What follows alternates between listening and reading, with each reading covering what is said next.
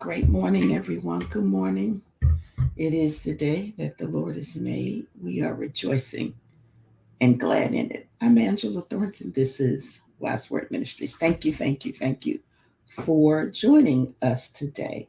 We say hello to those who are watching on the replay, whatever time of day or night that you're watching. We thank you for hopping on. Well, we are still in the book of Daniel, and we are at Daniel chapter 7. And it's a lot of imagery. Hi, Yolanda. It's a lot of imagery, and what I can say is that it will take deep, um, deeper study, because these here four visions that Daniel had, these dreams, was woo,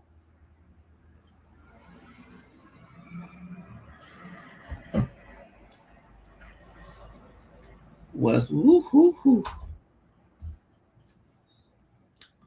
Let me just tell you, was a whole lot.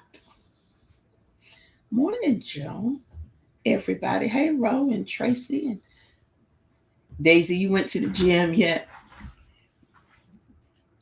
Because I know you're going. So, in chapter 7, the first 6 chapters of the book, if we were reading along, you may have noticed that Daniel spoke in the third person. However, in this chapter, between chapters 7 and 12, he speaks now in the first person. He speaks in the first person.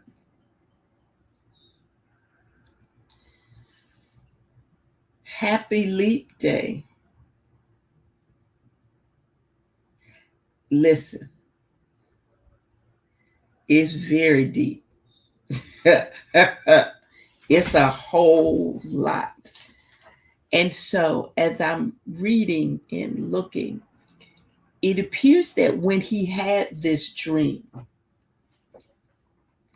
he did not share it immediately. Let that be a lesson to us. Not everything you find out or God shows you or shares with you, thank you, is meant to be shared right away. Not everything. Not everything is meant to be shared right away. So, in the first 8 verses, Daniel has this dream and he sees 4 beasts. Um, well, only the fourth one is an undescribable beast, because the 4 winds of heaven. And so I think what I'm going to do is go through this through the commentary, because it's easier. If y'all could see my notes and the highlights and the lines drawn. Whew. So this was recorded by Daniel. This dream was revealed to him, though, in the first year of Belshazzar, the one who died that we talked about yesterday. And I mistakenly thought that he was Nebuchadnezzar's son. He was not. His father was somebody named Nabonidus, who is not mentioned in scripture, by the way. But Belshazzar reigned with him as a co-regent. So he kind of, like the assistant king or whatever under his father. But in Jewish history and such and do and all, he is mentioned. When Daniel had this dream, he was about 68-ish. Because remember, when he was taken captive, he was 16. And 14 years, this dream that he had was 14 years before he went in the lion's den. So he was an old man when he went in the lion's den. He was about 68 when this dream came to him. And it was given to him in a dream through vision. So, he could see and da. And he says, and I kept looking. So the dreams refers to him being asleep. But the visions is what he saw while he was dreaming. Because, you can have visions while you are awake. Because this was such a significant dream, he wrote it down. Because y'all remember, he had interpreted 2 of Nebuchadnezzar's dreams, and so he had interpreted. So people was like, this dude got it. So again, in the first 6 chapters, I am reading it from the Jewish version. The Jewish version. So in the first 6 chapters, he writes in the third person again. And in the last ones, he writes in the first person. So he sees the sea churning, and he sees the 4 winds. And when you do the word search, the word winds may also mean spirits. He sees these. The second thing he sees in this vision is 4 beasts, and they're coming up from the sea that is churning, that has been agitated, if you will. These 4 beasts represents 4 kingdoms. Remember, he said the first beast was like a lion. And so we all know lions are strong and represent strength and power. But the lion had eagle's wings. Well, we know eagles are also strong and powerful, but they're also fast. And so the lion and the eagle were symbols of Babylon. The lions and eagle were symbols of Babylon. And there was, the way that the wings were just wrenched from the lion is suggesting that the power will be snatched from Babylon. The second was a bear. What do we think of a bear? It's something big and strong. You ain't trying to be caught in the woods with a bear. And this represented the Medo-Persians, that empire, the empire that came after Babylon, the empire that was Darius. We talked about him yesterday. The Medo-Persian army was strong. It was fierce. Just go back to Isaiah. That's my good friend, Pastor Sturtevant says. Isaiah 13. It didn't have the grace of the lion that was kind of man-like. This bear was big, and it wasn't nothing to play with. It was coming to. This bear was big. It was heavy. It was clumsy, but it was coming to take you down. And what happened is that Persia rose up, overshadowed the Medes, and took them. The third beast he saw was a leopard. Well, it was like a leopard, because everything was like a leopard. Well, when you think of a leopard, we know leopards are fast. Like, you're not outrunning a leopard. They are fast. So the third beast was like a leopard. Habakkuk talked about being cunning and agile. But this thing had 4 wings like a bird, which meant that the quickness and the swiftness was beyond a leopard's natural ability, right? Natural capacity. This beast also had 4 heads. This leopard-like thing had 4 heads. See, something about Daniel and Ezekiel seeing stuff with 4 heads, 12 eyes, 6 arms. It's like, why y'all can't just see something natural, normal, Which suggests that it had the ability to rule. The authority was given to it. And so the kingdom that conquered the Medo-Persians was Greece, right? And then Greece was conquered by the Romans. And they did it with great speed, and they took the entire empire in 4 years. Just a few years after Alexander died, his kingdom was divided into 4 parts. We'll get to that in chapter 8. So here's where it gets a little dicey.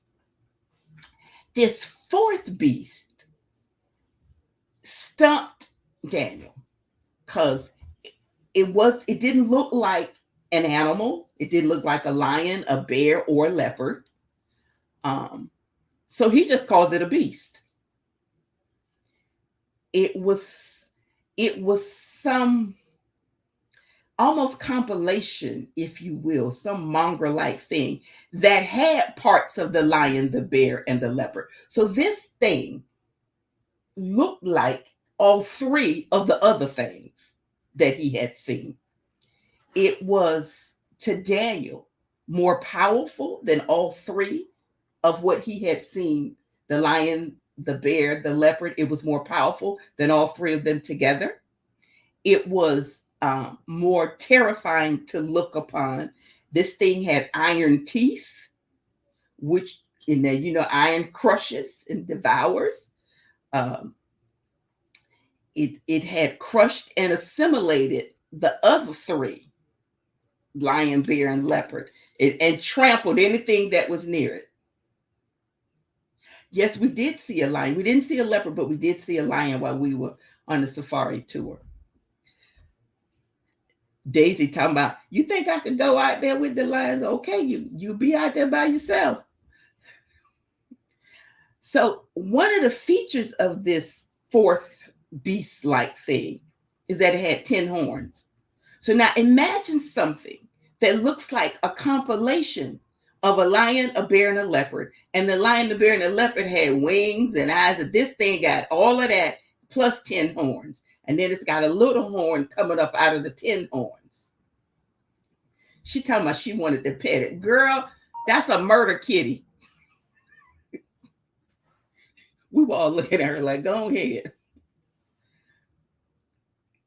And now the little horn seemed to have been insignificant. But then it started growing, and it uprooted 3 of the 10 horns. And the little horns had the eyes of a man and was seen as something that was intelligent. And it had a mouth that spoke, as said, boastfully. So that is that. So then in verses 9 through 12, the Ancient of Days, he starts to talk about the Ancient of Days. So Daniel saw this vision, and he saw in this portion, 9 through 12, the Ancient of Days. Well, who do we call the Ancient of Days? So Daniel sees the Ancient of Days. He sees the thrones of judgment set up. And one throne was occupied by the Ancient of Days, and that is the sovereign God, who exercises his rule, his sovereignty, his power, his authority over man and over all the nations. The white clothing and hair speak to his holiness. Daniel's description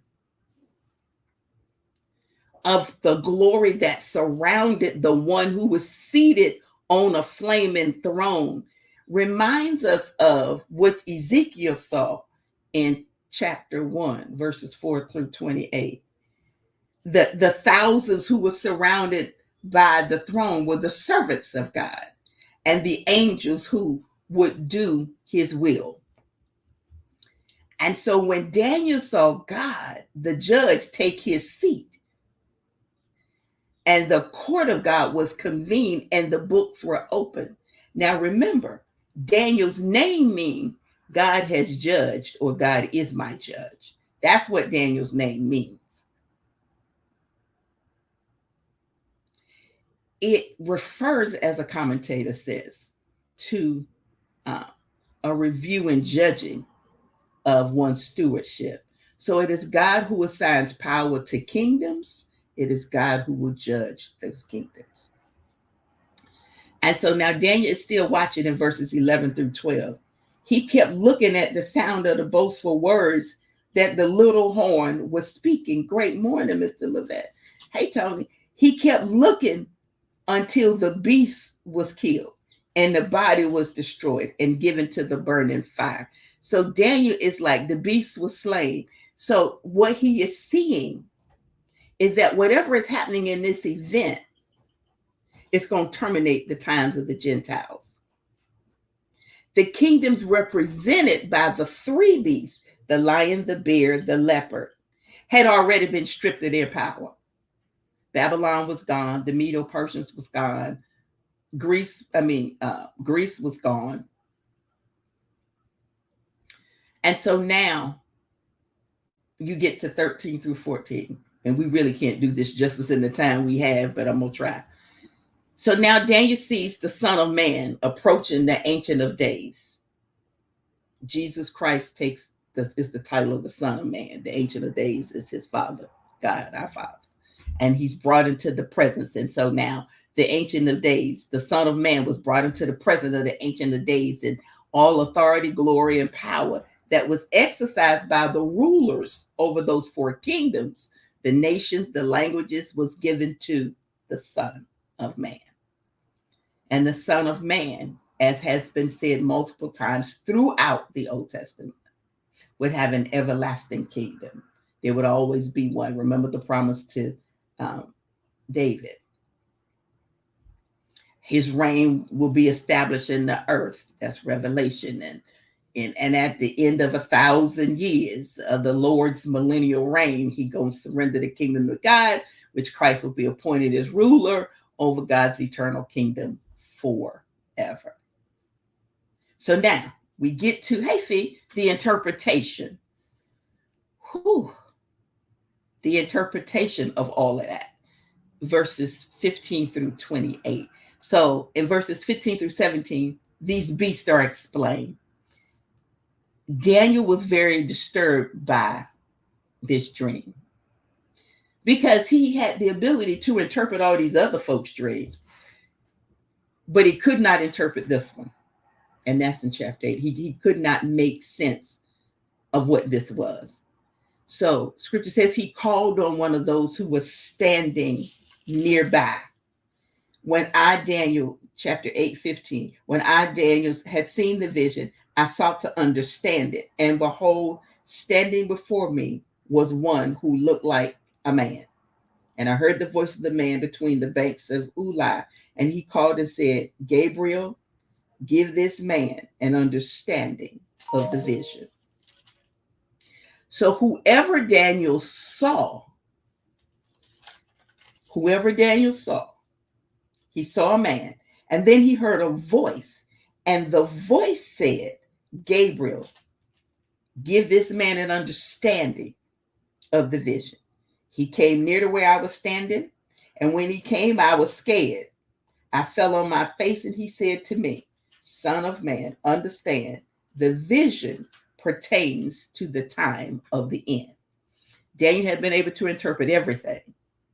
Just because God can show you one time, don't mean that he's going to tell you all the time. Daniel understood this is above me now. I don't know what this means. God has used me to interpret dreams and visions before, but this is one time.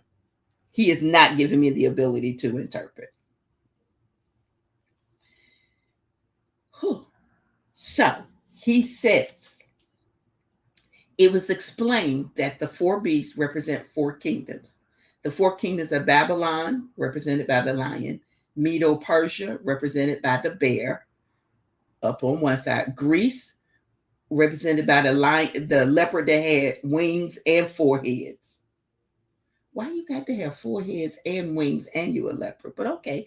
And Rome, which is represented by the mongrel beast, the one that was a compilation of all 3 of those, of Babylon, Medo-Persia, Greece, because Rome eventually ruled and took all, Medo-Persia took down Babylon.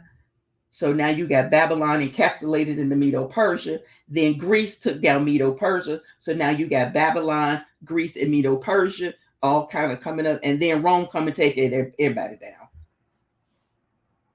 Y'all with me so far? That makes sense? I need y'all to say something, cause okay. So then, verse 18 is the promise to Israel. But the saints of the highest one will receive the kingdom and possess the kingdom forever for all ages to come. This is where it gets a little tricky. Because, hey, princess, we need to talk today. Because after the destruction of the 4th beast, the saints of the Most High now will receive the kingdom. Yes. But the saints are not referring to the church, Christians, us. The saints at the time were referring to believing Jews, not to believers of the church age, because the existence of the church and in this present age was not revealed to them. The nation Israel had been set aside, remember, by God's divine design. And so their divine discipline during the times of the Gentiles began with Nebuchadnezzar. During the time of the Gentiles, the 4 empires, Daniel was told would rise and rule over the land and the people of Israel. But God's covenant to David in 2 Samuel still stands. Thank you, Edda, the chosen ones. And will ultimately be fulfilled. The saints are believing Jews when Christ returns to the earth will enjoy the kingdom and the fulfillment of God's promise. We, Christians, have been adopted in. They were chosen. We were adopted in. They were chosen as divine. So those who believe is who this is talking about. Okay. Then verses 19 through 28. Okay. Because I'm going to have to hurry up. And we might have to finish tomorrow. Daniel. So he has a request. The request in verses 19 to, he said, I desire to know the exact meaning of this 4th beast, which was different from all the others, exceedingly dreadful, with teeth of iron. I need to know what this is, because I never seen nothing like this.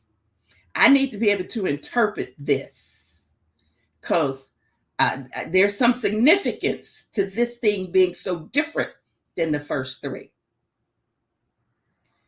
Then verses 21 through 22, there's a judgment on the beast. Because remember, there's that little horn. The thing had 10 horns, but then a little horn comes up and takes out 3 of the 10. So we get that. And so Daniel is given a little more information. And then the scope of the beast's kingdom. So historically, the 4th beast, greater than all the other 3 combined, was limited. The sphere of whatever this coming ruler in the 4th kingdom will be worldwide. Daniel was told that the empire would devour the whole earth, Revelations 13 and 7, and that it would be a conquest that some would say was ferocious, vicious, fierce, violent, and that it was going to trample and crush anybody that opposed it. And so there was this anticipation of this one world government under a one world dictator. So then we get verses 24 through 25. We get the 10 horns and the little horns. And so the angel then interprets for Daniel the meaning of the 10 horns. He says there are 10 kings in this kingdom. And this 4th empire, this great power, in verse 7 and again in verse 23 will be seen or characterized by weakness, but progressively so. That this kingdom would be progressively weak and would progressively deteriorate and would divide.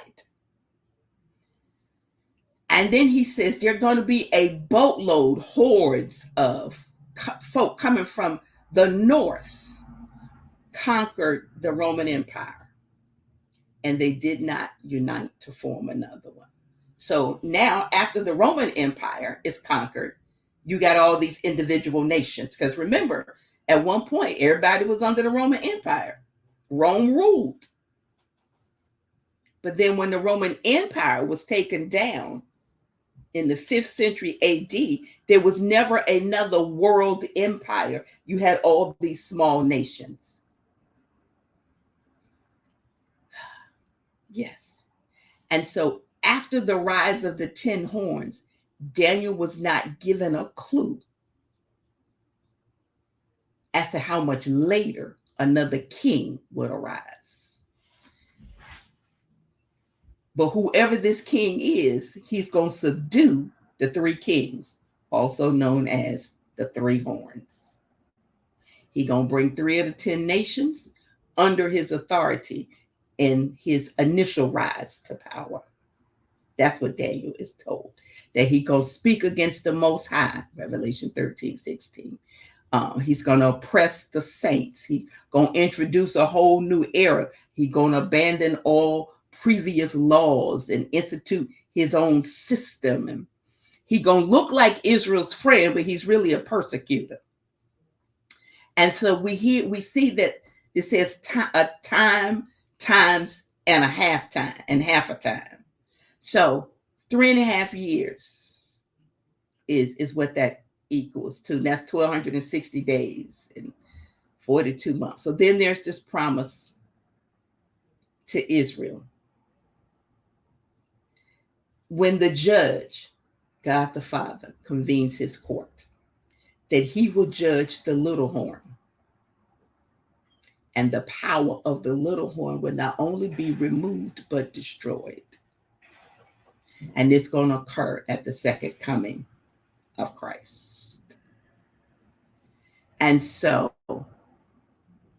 the response to Daniel, that the one commentator writes like this: the prophetic panorama of the times of the Gentiles was so awesome to Daniel that he was deeply moved. He did not share his vision with anyone at the time. But later, when he wrote the prophecies that bear his name, he recorded what had been revealed to him in the vision. And I wrote, not everything is meant to be shared immediately. Daniel saw this and never said a word to a soul. Only when he started writing the book did he write what he had seen, because they probably would have thought he was crazy. But we have seen what he said come to pass. Babylon is gone. Medo-Persia crushed Babylon. And so the Babylonians were under the rule of the Medo-Persians, right? Then Greece came and crushed the Medo-Persians, who had crushed the Babylonians. So now you have Babylon, who was assimilated into the Medo-Persians, who are now assimilated under the Greeks. Rome came and crushed and destroyed Greece. Remember, there was the Greek Empire. Then we had the Roman Empire. So now the Babylonians, who were crushed by the Medo-Persians, who were crushed by the Greeks, are all now under the Roman Empire. And then the Roman Empire was destroyed. And we have not had another great empire that ruled the world like that.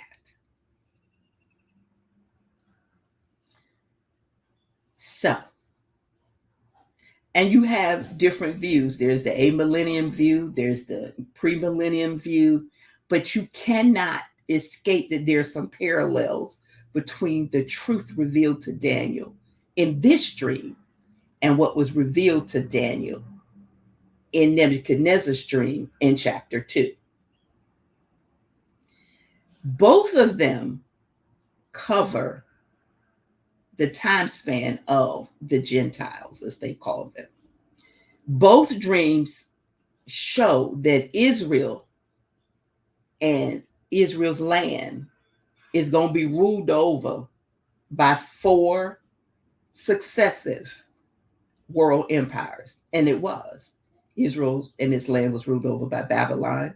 Israel and its land was ruled over by the Medo-Persians. Israel and its land was ruled over by Greece, and it was definitely ruled over by the Romans. So the first was Babylon, the head of the gold and the winged lion. The second was Persia, chest and arms of silver, bear up raised on one side. The third was the Greek Empire, the Grecian Empire, represented by the belly and the thighs of bronze and the 4-headed winged leopard. And the fourth was the Roman Empire, legs of iron with feet mixed with clay and this big mongrel beast-like thing. So there's that. And toward the end of the times of the Gentiles, worldwide authority will be exercised by one called a little horn, who's going to seek to prevent Christ's rule on earth by attempting to destroy God's covenant people, which is Israel. God's covenant people, which is Israel, because he made the covenant with Israel, right? So he will have a reign of 7 years. It will be short because at Christ's second coming, he will establish his kingdom on earth. That's why Revelation talks about a new heaven and a new earth in the fulfillment of God's covenant with Israel. Whew, that's Daniel chapter 7. That makes sense? Sort of, kind of, a little bit. Now, why y'all ain't tell me yesterday that I read February 29th and not February 28th?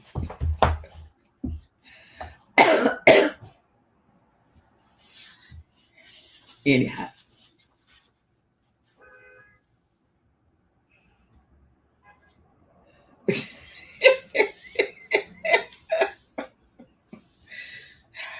Listen, that South Africa crew was an interesting bunch, baby. They was daring. But this is what yesterday said: prepare triumphs. Abandon idleness in your natural and spiritual life. Begin to work and sow seeds today and for the rest of your life. The blessing is waiting for you, hiding behind your discipline. Godly habits are the source of your supernatural harvest. Never be lazy. Never compromise the integrity of your life. I've made you a skilled warrior. The battles you fight today are already won. Hello, Melissa, from Australia again. The work you do is already successful. And the people you serve will be set free. I'm training you to win. Remember, you're part of a new family. Trusting me is the key to everything good. Hard work with great faith will change the world. Your consistency will pay off. You were born to know me and live for me and work for me. Never doubt it. Never look for another harbor. I am what you want and need. I am all you need, morning, noon, and night. I am the pot of gold at the end of the rainbow. I've already prepared your triumphs. Every day and everywhere there shall be the sound of triumph. Yeah, and if you're reading Revelation, study Daniel, and if you look at the dream and the vision in chapter 2 with the vision and the dream in chapter 7 and see the parallels. And Daniel is an interesting book, and baby, it's got some good stuff in it. I hope I made chapter 7 a little more understandable for you, because I know it's a whole lot in there. Like that could be a whole 2-hour lesson. So anywho, y'all have a wonderful, wonderful day. And I will see you in the morning where we will hit Daniel. Thank God it's only 12 chapters in here. We will get to Daniel chapter 8. Be blessed. I'll see y'all later. Bye-bye. Got to take the mister to work today. Hooey.